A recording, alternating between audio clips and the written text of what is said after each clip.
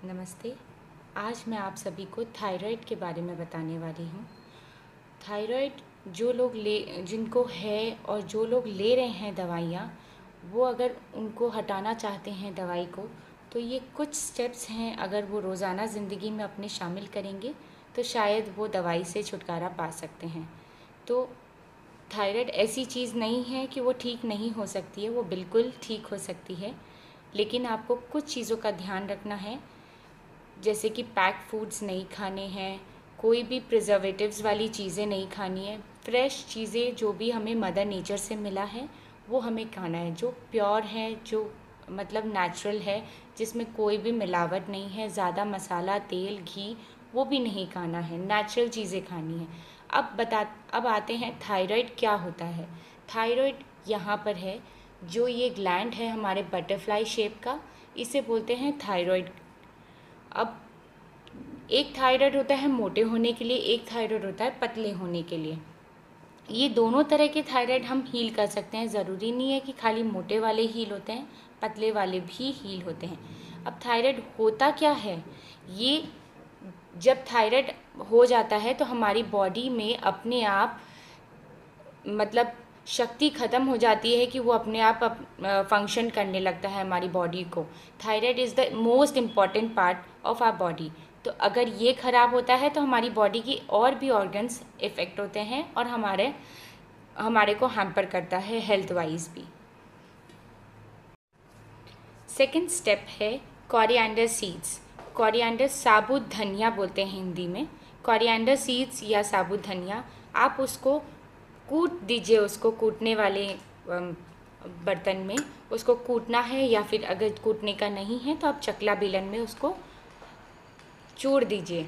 उसका जो आपको जो एक्सट्रैक्ट मिलता है, धनिया को पूरा आप तोड़ देते हैं। उसके बाद आप धनिया का 1 चम्मच 2 ग्लास पानी में उसको भिगो दीजिए रात भर, उसको फूलने दीजिए।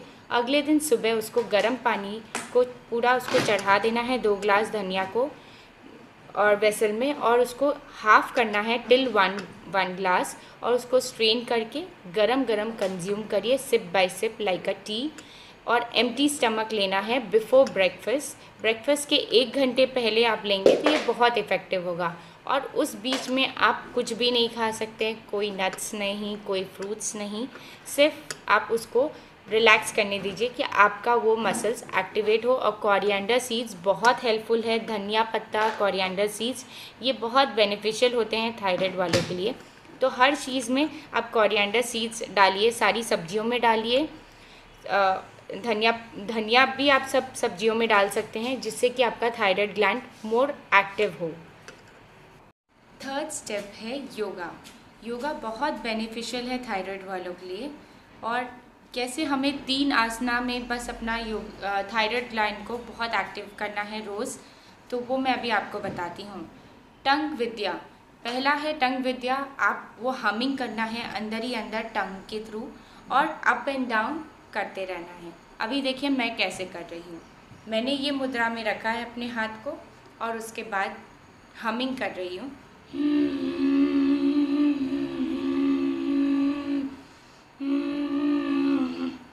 ये चीज़ आपको 5 से 10 बार रिपीट करते जाना है।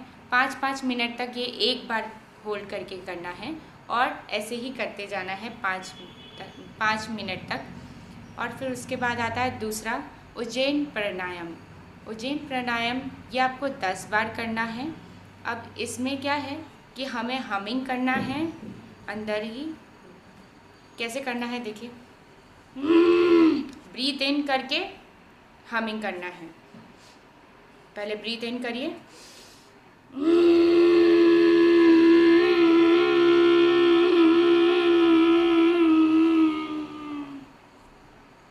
इनिशियली बहुत लोग जो शुरू में करेंगे उन्हें कफिंग होगा, वो नेचुरल है। बहुत लोग को आदत नहीं होती है, मुझे आदत है तो मेरे को नहीं हो रहा, बट आपको ऐसे ही करना है। इनहेल करके जब आप एक्सहेल करते हैं तब हमिंग करना है, ये डिफरेंस है। इसे बोलते हैं उज्जैन प्राणायाम। अब तीसरे योगासन में आते हैं सिंहासन। अब वो सिंहासन आप वज्रासन में भी बैठ सकते हैं और पद्मासन में भी बैठ सकते हैं, जैसी आपकी इच्छा हो। और उस सिंहासन कैसे करते हैं, टंग को बाहर निकालना है और गले से आवाज़ निकालना है। अब और आंखें खोलनी है।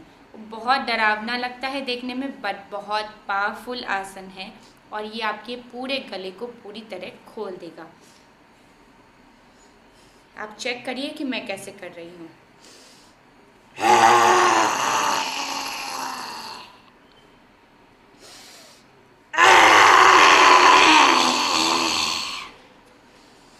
इसी तरह आपको 10 बार कम से कम सिंहासन करना है, 10 बार उज्जैन प्राणायाम और 5 बार टंग विद्या।